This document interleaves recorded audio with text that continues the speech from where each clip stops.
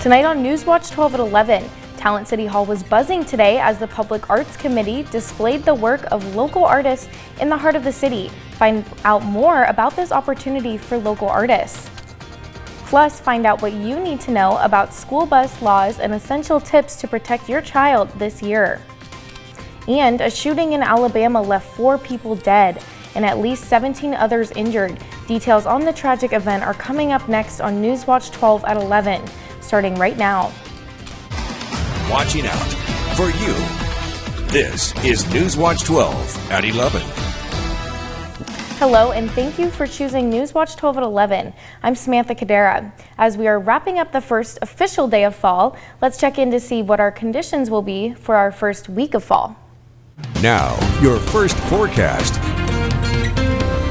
Good evening, meteorologist Holden LaCroix here. We are expecting the heat to start building back toward Tuesday, but let me tell you, it's mainly only towards Tuesday. By the second half of the week, some milder temperatures, but before we get there, we are going to be tracking shower and thunderstorm chances as early as Wednesday night, and that is going to continue into the early morning hours of your Thursday. But at least for your Monday outlook, temperatures in the low 90s across the region, mainly sunny skies, but I will say a little bit breezy toward the Oregon coast, and we're also going to be tracking temperatures likely back up to near 90 degrees for areas of Brookings. So you can see sun and clouds mixed across most of the region, but we are expecting mainly sunny skies toward the course of the afternoon, and we'll have details of that full forecast coming up. And with today being the first day of fall, we hope you're celebrating.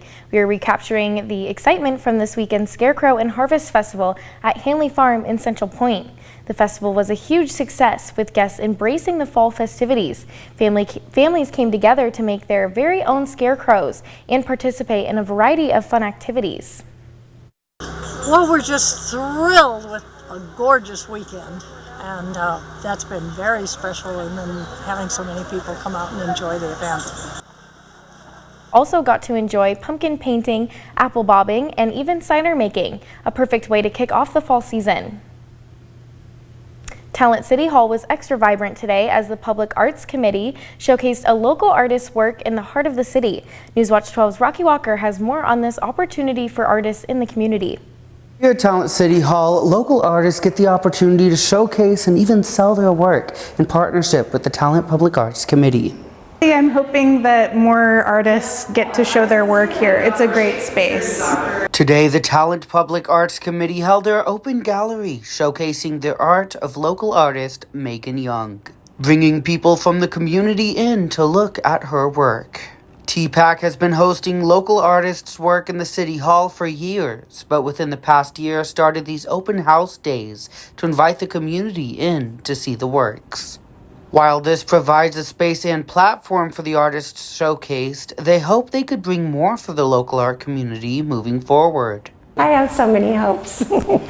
Yeah, I'm hoping that we can do more of this. There's a lot of things that could stem off of this that we've talked about in our meetings. We just need more time and people.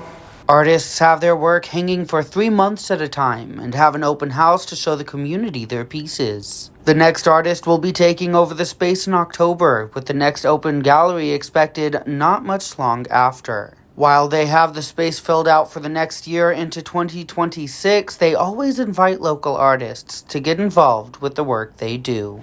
This is a fantastic opportunity, and I'm so thankful for the TPAC committee for putting this together, because it allows artists in the local community to have a great space to show their work and invite people in and see art in their community spaces.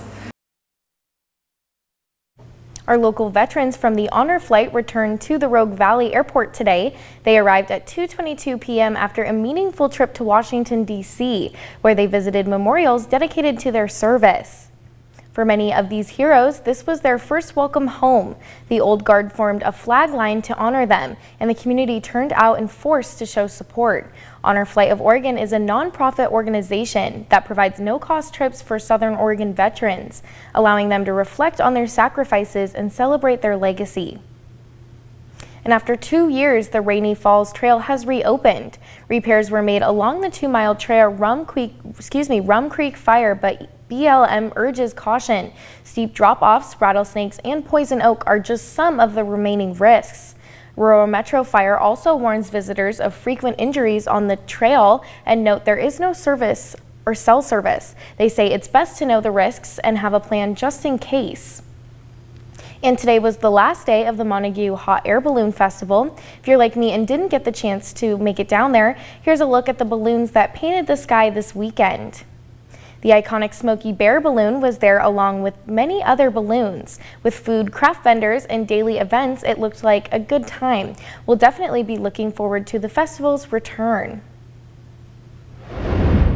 And earlier today, a traffic accident took place on the intersection of Redwood Highway and Lakeshore Drive in Selma.